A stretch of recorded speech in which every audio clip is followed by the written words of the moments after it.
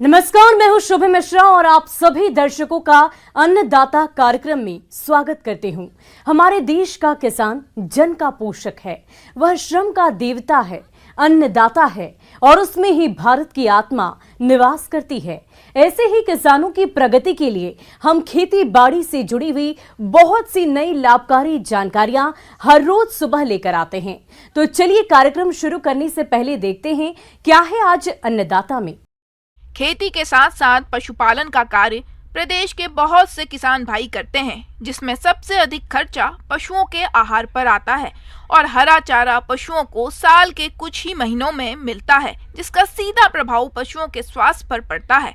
ऐसे में किसान भाई यदि अजोला उगाकर पशुओं को खिलाएं तो आहार पर होने वाले खर्चे को कम करने के साथ वर्ष भर हरा चारा पशुओं को खिलाकर अच्छा लाभ ले सकते हैं। तो चलिए जानते हैं अजोला के बारे में डॉक्टर सुरेश चंद कांटवा से।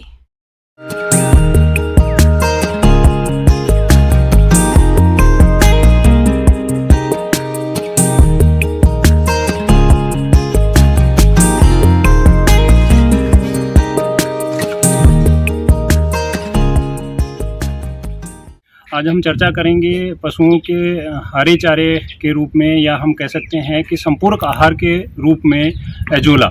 अजोला एक पानी में तैरने वाली फर्न है जो आजकल इसका उपयोग हम पशुओं के लिए कर रहे हैं और पशुओं के लिए बहुत ही अच्छा वो फीड सप्लीमेंट है, यानी संपूरक आहार है। ये अजोला पानी में तैरने वाली फर्न होती है। इसका बीज भी यही होता है और खाना भी यही होता है। इसको लगाने के लिए पशुपालक भाइयों, सिर्फ हमें अगर एक पशु है हमारे पास तो 10 फीट लंबी, 3 फीट चौड़ी और 1 फीट गहरी पानी की खेल चाहिए, यानी कि ये पानी स्थिर पानी में अच्छे से ग्रो करता है। बहते हुए पानी में ये नहीं हो सकता है। जहाँ भी स्थिर पानी है उसमें हम कर सकते हैं। खेल की लंबाई हम चाहे जितनी बढ़ा सकते हैं, चौड़ाई इतनी रखें तो ठीक रहता है निकालने में दोनों तरफ से।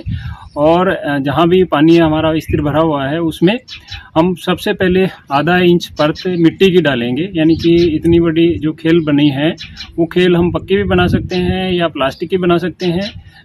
प्लास्टिक की पिन्नी बिछा के 1 फीट स्थिर पानी, इसको मतलब 6 से 8 इंच पानी चाहिए। 1 फीट का खेल होगा तो उसमें पर्याप्त मात्रा में हम इसको लगा सकते हैं।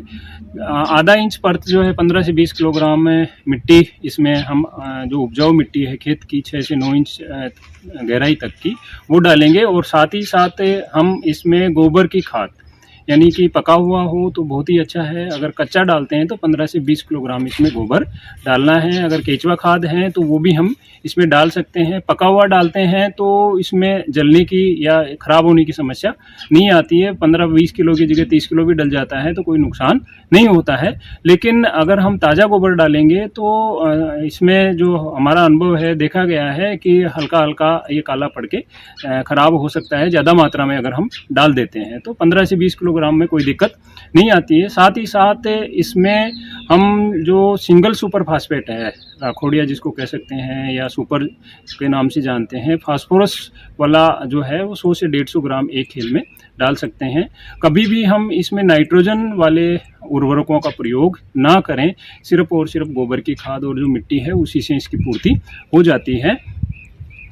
वो डालने के बाद में इसमें 6 से 8 इंच पानी भरना है। पानी भरने के बाद में इसका कल्चर जो अजोला का है फर्न, वो हम इसमें 2 किलोग्राम डाल देते हैं। तो 6 से 7 दिन में ये पूरे क्यारी में भर जाता है और फिर प्रतिदिन हम 1.5 से 2 किलोग्राम निकाल सकते हैं। जो अगर ताज़ा है वो हमारे पशु के लिए प्रतिदिन 1.5 से 2 किलोग्राम पर्याप्त मात्रा में संपूरक आहार के रूप में।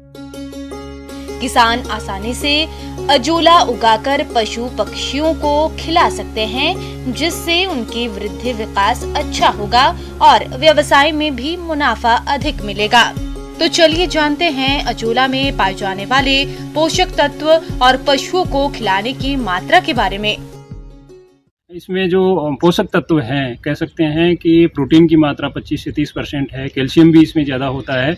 ऐसे ऐसे एमिनो एसिड्स भी होते हैं जो अनाज वाले या चारे में अनाज में या चारे में नहीं पाए जाते हैं, वो भी इसमें होते हैं। तो ये एक बहुत ही अच्छा संपूरक आहार है जो पशुओं को दूध उत्पादन 10 से 15% तक बढ़ा देता है। बढ़वार भी उनकी 15 से 20% तक कर देता है। ये गाय, भैंस, बकरी, भेड़, मुर्गी सभी पशुओं के लिए अच्छा होता है। बड़े जानवर की हम बात करें गाय भैंस की तो 1.5 से 2 किलोग्राम हम ये चारे के साथ दाने के साथ खिला सकते हैं। और उसमें भी हमें जो निकालने का जो तरीका है वो निकाल के उसको कम से कम 2 या 3 बार साफ पानी से धोना है। और जो पानी बचता है उसमें इसकी जो पंखुड़ियाँ टूटती है वो भी बीज का कार्य करता है, तो उसको उसी खेल में वापस डाल दें ताकि कभी उस खेल का पानी कम भी ना हो और हम जितना जो निकालेंगे वो हमारे पशुओं के लिए उपयोग में आ जाए।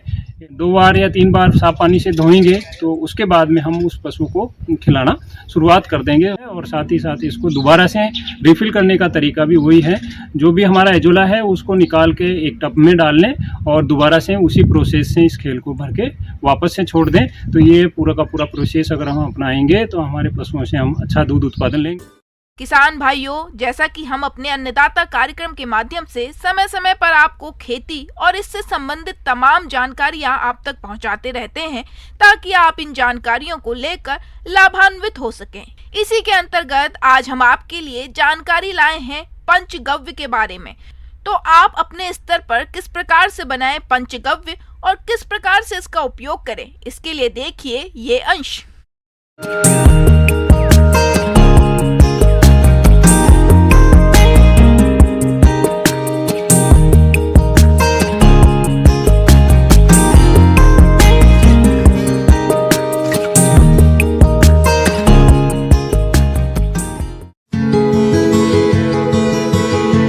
पंचगव्य एक जैविक खाद या प्राकृतिक सामग्री से बनी हुई जैविक विकास उत्तेजक औषधि है जो पौधों के विकास को बढ़ाने के साथ ही मिट्टी के उपयोगी जीवाणुओं की सुरक्षा करता है, जिसमें मुख्य रूप से गाय का गोबर, गौमूत्र, दूध है। प्राचीन समय में इसका उपयोग खेती की उर्वरक शक्ति को बढ़ाने के साथ पौधों में रोग प्रतिरोधक क्षमता बढ़ाने के लिए किया जाता था। पंचगव्य एक अत्यधिक प्रभावी जैविक खाद है जो पौधों की वृद्धि एवं विकास में सहायता करता है और उनकी प्रतिरक्षा क्षमता को बढ़ाता है। पंचगव्य का निर्माण देसी गाय के 5 उत्पादों से होता है, क्योंकि देसी गाय के उत्पादों में पौधों के लिए आवश्यक सभी पोषक तत्व पर्याप्त व संतुलित मात्रा में पाए जाते हैं। चलिए एक नजर डालते हैं इसको बनाने की विधि पर। तो पंचगव्य को बनाने के लिए 5 किलोग्राम देसी गाय का ताज़ा गोबर, 3 लीटर देसी गाय का ताज़ा गोमूत्र, 2 लीटर देसी गाय का ताज़ा कच्चा दूध, 2 लीटर देसी गाय का दही, 500 ग्राम देसी गाय का घी, 500 ग्राम गुड़ और 12 पके हुए केले की जरूरत होती है। पंचगव्य बनाने की विधि। प्रथम दिन 2.5 किलोग्राम गोबर और 1.5 लीटर गोमूत्र में 250 ग्राम देसी घी अच्छी तरह मिलाकर मटकी में डाल दें और ढक्कन अच्छी तरह से बंद कर दें। अगले 3 दिन तक इसे रोज हाथ से हिलाएं। अब चौथे दिन सारी सामग्री को आपस में अच्छी तरह से मिलाकर मटकी में डाल दें। इसके बाद फिर से ढक्कन बंद कर दें। अगले दिन इस मिश्रण को लकड़ी से हिलाने की प्रक्रिया शुरू करें और 7 दिन तक प्रतिदिन दोहराएं। इसके बाद जब इसका खमीर बन जाए और खुशबू आने लगे तो समझ लें कि पंचगव्य तैयार है। इसके विपरीत अगर खटास भरी बदबू आए तो हिलाने की प्रक्रिया 1 सप्ताह और बढ़ा दें। इस तरह पंचगव्य तैयार होता है। अब इसे 10 लीटर पानी में 250 ग्राम पंचगव्य मिलाकर किसी भी फसल में किसी भी समय उपयोग कर सकते हैं। आप इसे खाद, बीमारियों से रोकथाम, कीटनाशक के रूप में और वृद्धि कारक उत्प्रेरक के रूप में उपयोग कर सकते हैं। इसे एक बार बनाकर 6 माह तक उपयोग कर सकते हैं। इसको बनाने की लागत 70 रुपए प्रति लीटर आती है। उपयोग विधि। पंचगव्य का उपयोग अनाज व दालों जैसे धान, गेहूं, मंडुआ, राजमा आदि तथा सब्जियों में शिमला मिर्च, टमाटर, गोभी वर्गीय व कंदवाली में किया जाता है। छिड़काव के समय खेत में पर्याप्त नमी होनी आवश्यक है। बीज उपचार से लेकर फसल कटाई के 25 दिन पहले तक 25 से 30 दिन के अंतराल में इसका उपयोग किया जा सकता है। प्रति बीघा 5 लीटर पंचगव्य 150 लीटर पानी में मिलाकर पौधों के तनों के पास छिड़काव करें। पंचगव्य से बीज उपचार। बीजों के अच्छे अंकुरण के लिए किसान इससे बीज उपचार भी कर सकते हैं। इसके लिए 1 लीटर पंचगव्य के घोल में 500 ग्राम वर्मी कंपोस्ट मिलाकर बीज पर छिड़काव करें और उसकी हल्की परत बीज पर चढ़ाएं। इसके बाद 30 मिनट तक छाया में सुखाकर बीजों की बुवाई करें। पंचगव्य से पौधोपचार। इसके लिए 1 लीटर पंचगव्य की घोल में 200 ग्राम वर्मी कंपोस्ट मिलाकर घोल बनाएं। इसके बाद पौधाशाला से पौधा निकालकर घोल में डुबोएं और रुपाई करें। पौधा रुपाई या बुवाई के पश्चात 15 से 20 दिनों के अंतराल पर 3 बार लगातार छिड़काव करें।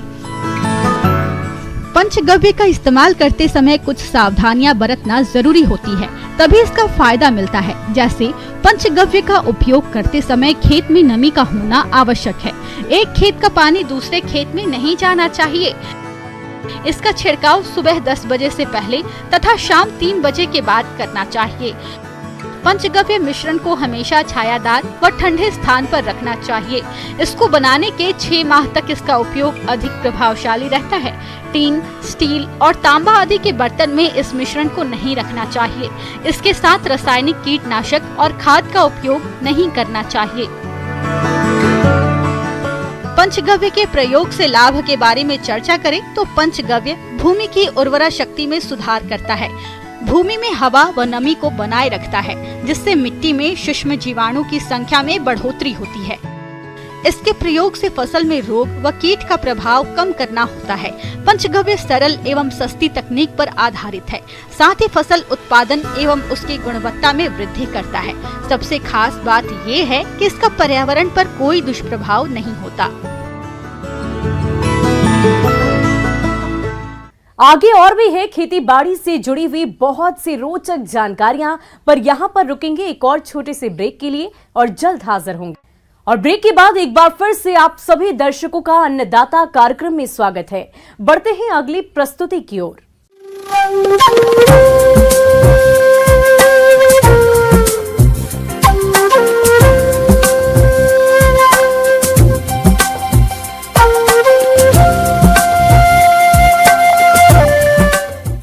और मौसम के अनुसार प्रबंधनों पर ही टिकी है आपकी खेती बाड़ी, इसलिए मौसम पूर्वानुमान और उस पर आधारित साप्ताहिक कृषि सलाह इस प्रकार है।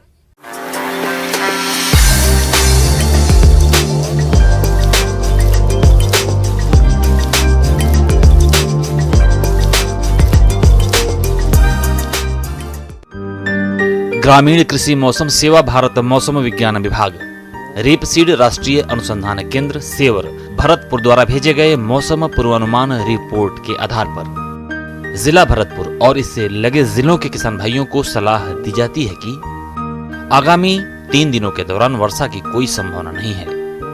अधिकतम तापमान 31 डिग्री सेल्सियस और न्यूनतम तापमान 15 से 16 डिग्री सेल्सियस रहने का अनुमान है। अधिकतम सापेक्षिक आर्द्रता 39 से 51% और न्यूनतम सापेक्षिक आर्द्रता 20 से 23% रहने का अनुमान है। हवा की औसत गति 5 से 8 किलोमीटर प्रति घंटे रहेगी। ऐसे में इन क्षेत्रों के किसान भाइयों को सलाह दी जाती है कि रबी फसलों में जरूरत के आधार पर सिंचाई करें। सरसों की फसल में पहली सिंचाई बुआई के 30 से 40 दिन बाद करनी चाहिए। यूरिया की बची हुई आधी मात्रा सिंचाई से पहले डालनी चाहिए। बुआई के लिए चने की उपयुक्त किस्मों का चयन करें। चना की उन्नत किस्मों में GNG 1558, CSJ 515, प्रताप चना 1, CNG 469, RSG 888 या ICC भी 10 है और काबुली चने में काक 2 का चयन कर सकते हैं। काबुली चने की बुआई के लिए GNG 1499 जिसे गौरी के नाम से जानते हैं व GNG 1669 जिसे त्रिवेणी के नाम से जानते हैं को प्राथमिकता देवें। चने की बिजाई के लिए किसान भाई सिफारिश की गई उन्नत किस्मों के प्रमाणित बीज देसी चने के लिए 15 किलोग्राम और काबुली चने के लिए 25 किलोग्राम बीज प्रति बीघा की दर से प्रयोग करें। चने में जड़ सड़न और मुरझाने की बीमारी को रोकने के लिए कार्बेंडाजिम 50W की 0.75 ग्राम मात्रा से बीज को उपचार कर लें और फसल को कॉलर रॉट से बचाने के लिए बुआई से पहले 10 ग्राम ट्राइकोडर्मा विरिडी प्रति किलोग्राम बीज की दर से उपचारित करें। चने की फसल में 20 kilogram nitrogen, 40 kilogram phosphorus, 45 kilogram potash और 5 kilogram ferrous sulphate, 25 kilogram zinc sulphate प्रति हेक्टेयर की दर से अवश्य डालें और 250 किलोग्राम जिप्सम प्रति हेक्टेयर दें। बैंगन की फसल में छेदने वाले और चूसने वाले कीटों को नियंत्रित करने के लिए इमीडाक्लोप्रिड 17.8 SL की 3 मिलीलीटर मात्रा प्रति लीटर पानी के हिसाब से घोल बनाकर छिड़काव करें। पशुओं के हरे चारे के लिए बरसीन या लूसर्न की फसल लगाएं। जानवरों को पीने के लिए ताज़ा पानी उपयोग करें।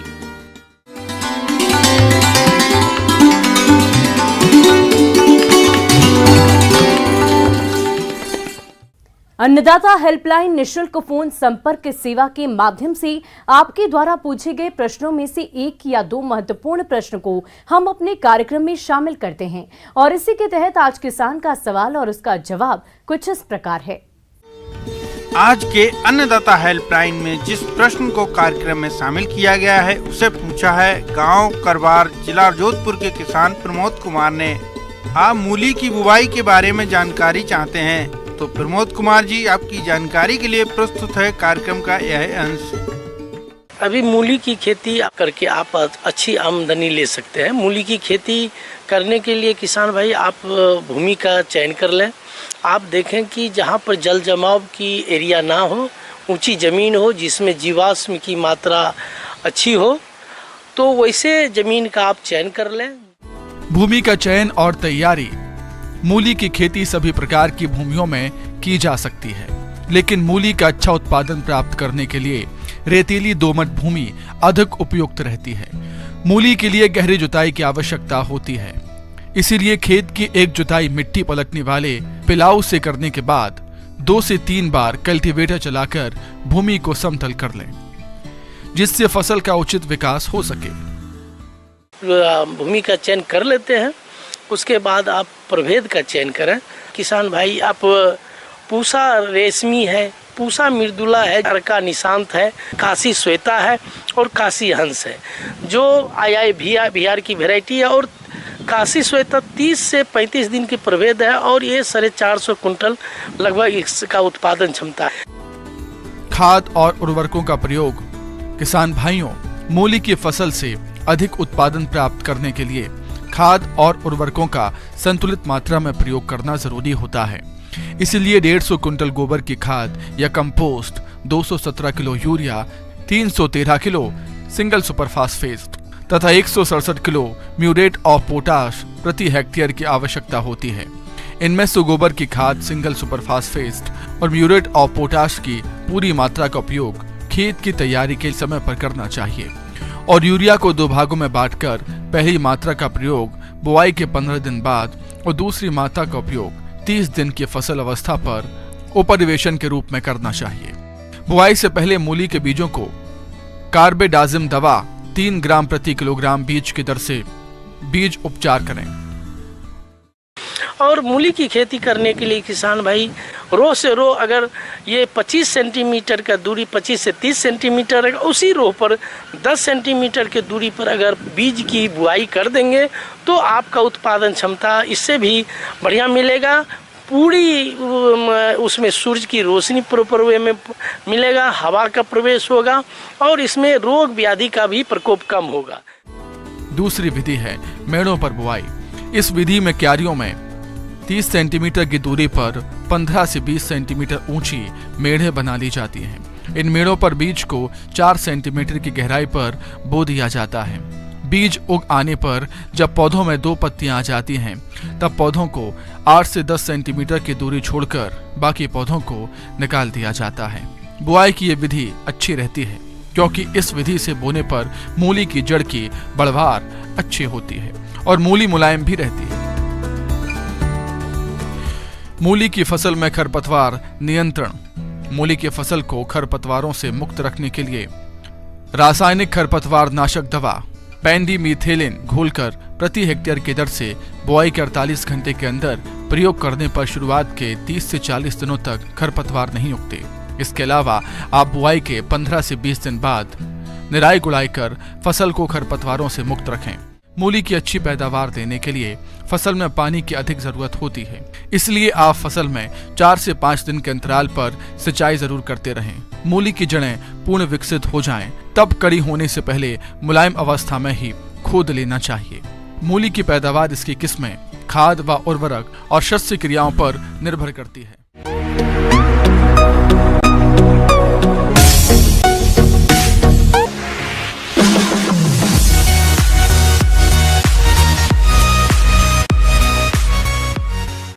और आइए अब एक नजर डालते हैं राज्य की कुछ चुनी हुई मंडियों के प्रमुख फसलों के बाजार भाव पर।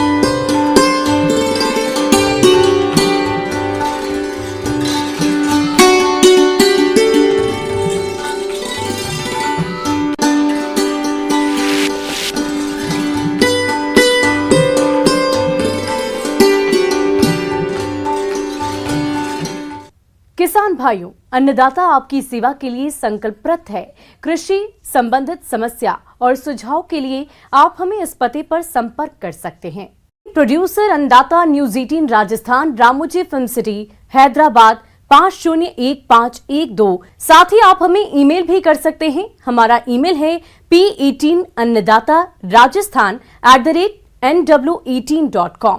इसके अतिरिक्त आप हमें निःशुल्क हेल्पलाइन नंबर 180088921663 पर सोमवार से लेकर शनिवार सुबह 10 बजे से शाम 4 बजे के बीच संपर्क कर सकते हैं।